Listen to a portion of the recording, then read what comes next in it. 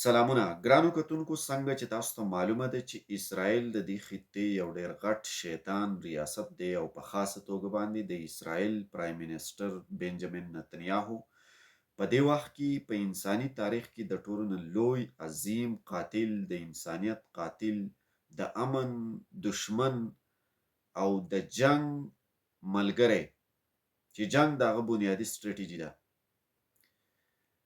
نتنیاهو په دې وخت کې د امریکې څنګه چې تاسو ته معلومه ده چې د امریکې او ایران ترمنځ سیز فایر شوی دی د پاکستان په کوششونو باندې د راتلونکو 2 اونیو پورې دا جنگ ودرول شوی دی او ایران هم دې ته چمتو شوی دی، دې ته راضي شوی و چې یاره موږ به هم نورې حملې نه کوو. ورسره ایران د سټریټ اف هرموز چې کومه لاره وه نو د هغې د پرانیستلو دپاره هم ایران رضامندي اختیار کړې وه. خو دې وخت کې اسرائیل د دغه جنګ بندۍ مخالفت وکړو، د دې څخه یې سرغړونه وکړه او په لبنان باندې انتهایی خطرناکې او تباهکن حملې وکړې. ډېر درانه بریدونه په لبنان باندې وکړه. دا ویل کېږي چې په لبنان کې 10 مختلف مقاماتو باندې په خاصه توګه باندې د لبنان چې کوم کیپیټل سیټي ده بیروت، په هغې کې دننه مختلف ډول 10 مقامات چې وو نو دا یې وویشتل، په دې اټیکس او حملې وکړې چې د هغې په نتیجه کې دې وخت کې ریپورټس مخې ته دا راځي چې 254 کسان دا پکې وژل شوي دي او خواوشا 11,500 کسان په دغه کې دې وخت کې زخمیان دي.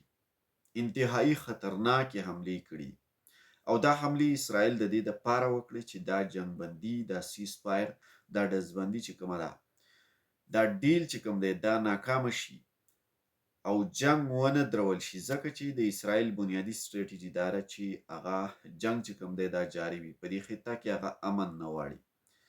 نو د امن د ختمولو دپاره او د جنگ د مینټین ساتلو دپاره اسرائیل دا ګام پورته کو، په لبنان کې حمله وکړه، بې ګناه خلک یې ووژل. خو دې وخت کې د دنیا چې څومره د امن دپاره لوی لوی ادارې دي دعوې کوي ځان ته د امن د برقرار ساتلو علمبردار وایي، هغه ادارې د هغه ادارو لوی لوی کارپوهان، لوړ رتبه مشران هغه په دې وخت کې خاموشه دي. اسرائیل ته هیڅ هم نشي ویلی. په خاصه توګه زه به دا ووایم چې یونایټډ نیشنز چې کوم دی چې هغه په ټوله دنیا کې د امن د پیس د مینټین کولو دپاره دغه اداره جوړه ده. خو اسرائیل چې څه غواړي هغه کولی شي.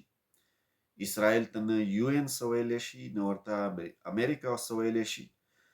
نو په دې وخت کې اسرائیل دغه یو ډیر غلط اقدام پورته کو او د دې مقصد دپاره چې یاره دا ډزبندي، دا سیز فایر چې کوم دی دا کامیاب نشي. بلخوا د ایران لخوا دا خبر مخې ته راځي چې د ایران وزیر خارجه عباس عراقچي په دې اړه باندې بیان جاري کړی دی او هغه دا ویلي دي چې امریکا ته دا بیان ورکړی دی، دا خبرداری ورکړی دی چې د امریکا ولسمشر ټرمپ دی یا جنگ بندي خوښه کړي، یعنې ډزبندي ته دی تیار شي او یا دی جنگ ته تیار شي. په دې 2 سیزونو کې دی یو خوښ کړي، ځکه چې دې وخت کې مونږ سیز فایر ته راضي شوي یو، مونږ سیز فایر او جنگ بندۍ طرف ته مونږ رضامندي اختیار کړې ده. خو بل خوا د امریکا اتحادي ملګری اسرائیل هغه اوس هم په لبنان باندې حملې کوي او دا انتهایی خطرناکې حملې کړي دي. دا د دې خبرې ښکاره دلیل دی چې لا امریکا په صحیح توګه باندې د جنگ نه ده رسته شوې. که امریکا ډزبندي غواړي، جنگ بندي غواړي، نو باید چې امریکا اسرائیل هم کنټرول کړي او اسرائیل په لبنان کې حملې نه کوي. بیسیکلی د عباس عراقچي د دې بیان بنیادی معنا او مطلب دا دی.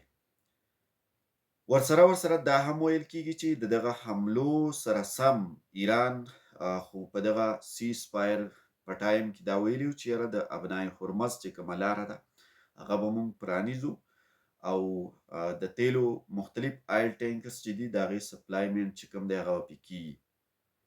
خو کله چې اسرائیل په لبنان کې حملې وکړې نو ایران د سټیټ اف هارموز چې کومه لاره ده هغه یې لا نه ده پرانیستلي او هم داسې بنده ده.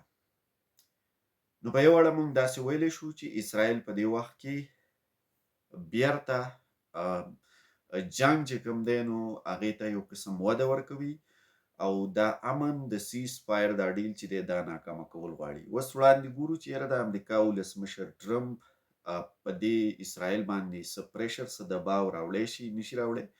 اسرائیل که مزید دغه حملې او دغه بریدونه نور برقرار وساتي نو زه دا ګڼم چې دا سیز فایر چې کوم دی نو دا بیرته ناکامۍ طرف ته تللی شي او ایران به بیا لګاتار حملې په اسرائیل په امریکا او په نورو هغه ځایونو باندې خپلې حملې جاري ساتي کوم چې د ایران خاص ټارګټډ کنټریز دي.